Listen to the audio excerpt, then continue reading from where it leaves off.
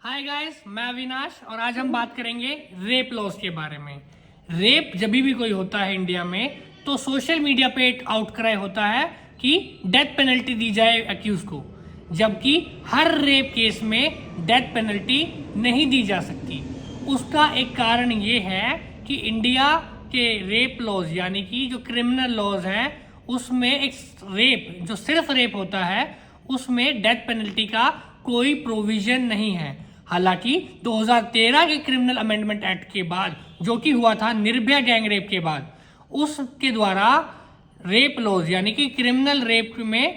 एक death penalty का provision डाला गया है, बट वो हर रेप केस में नहीं एप्लीकेबल हो सकता क्योंकि वो कुछ स्पेसिफिक कंडीशन में रेप होता है या रेप के बाद कुछ स्पेसिफिक आउटकम आता है, तभी वो प्रोविजन एप्लीकेबल होते हैं। सेक्शन 63 ऑफ भारतीय न्याय संहिता बताता है कि रेप की डेफिनेशन क्या है। 64 में उसकी पनिशमेंट है, लेकिन उस पनिशमेंट में डेथ पेनल्टी इंक्लूडेड नहीं है क्योंकि एक सिंपलेस्ट रेप में डेथ पेनल्टी नहीं दी जा सकती। हालांकि after the criminal amendment act एक मिनिमम पनिशमेंट डाली गई है जो कि है 10 साल।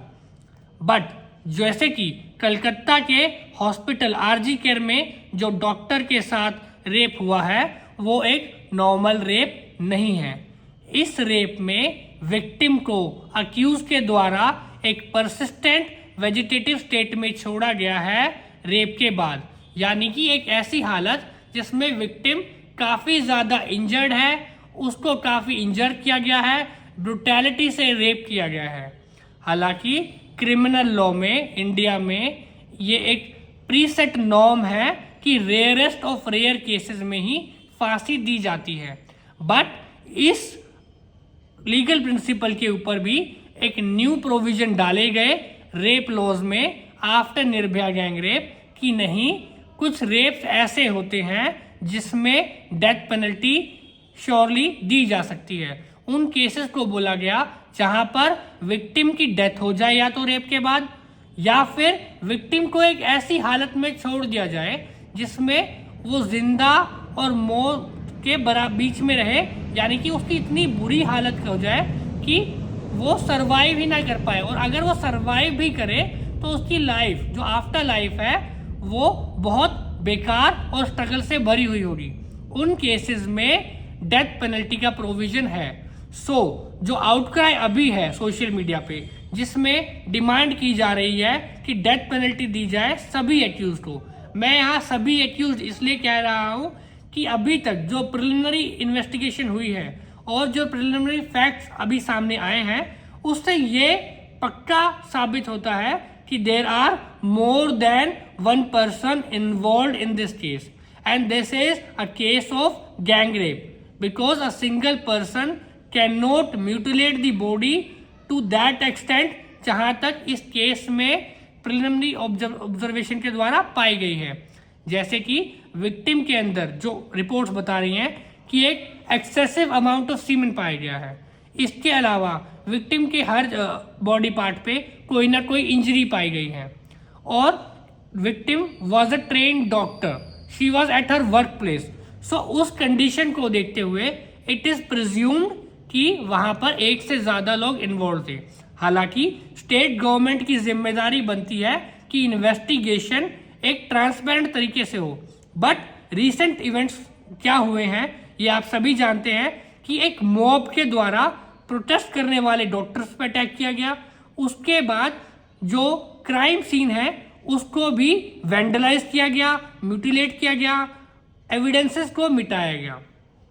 इट इज प्रिज्यूम्ड कि there are certain personalities involve that are related to the state machinery because the police was not able to tackle that situation, because police को प्रोटेक्शन देना चाहिए प्रोटेस्टर्स को भी, डॉक्टर्स को भी और एक गवर्नमेंट हॉस्पिटल को भी, बट कैसे इस हॉस्पिटल पे हजारों की भीड़ पहुंच जाती है, वेंडलाइज करती है क्राइम सीन, जिसकी वजह से पूरी स्टेट और पूरी कंट्री शॉक में है, उसको वेंडलाइज किया जाता है और स्टेट पुलिस कुछ भी नहीं कर पाती है, स्टेट गवर्नमेंट का कोई एक्शन रिएक्शन उस पर नहीं आता है, तो ये सोचने वाली बात है। बट हाँ, इस केस में शॉर्ट डेथ पेनल्टी दी जा सकती है। This is a fit case for section 66 of भारतीय न्याय संहिता, जो कि प्रोवाइड करता है डेथ पेनल्टी उन केसेस के लिए जिसमें रेप के बाद या तो विक्टिम की डेथ हो जाती है या फिर विक्टिम को एक परसिस्टेंट वेजिटेटिव स्टेट में छोड़ दिया जाता है। तो ये केस सभी मायनों में इस सेक्शन की सारी इंग्रेडिएंट्स को कंप्लीट करता है and it is a fit case for providing death penalty to all the accused involved in the case. And हम ये एक्सपेक्ट करते हैं कि स्टेट गवर्नमेंट भी transparently and efficiently and in a fast track manner conclude the investigation और सभी accused को उनकी सजा मिले। अपने सजेशंस अगर आप देना चाहें तो हमें बताइए, और अगर आप किसी और टॉपिक पे लीगल ओपिनियन या कोई ऐसी वीडियो चाहें तो हमसे शेयर कीजिए कमेंट्स में। Thank you.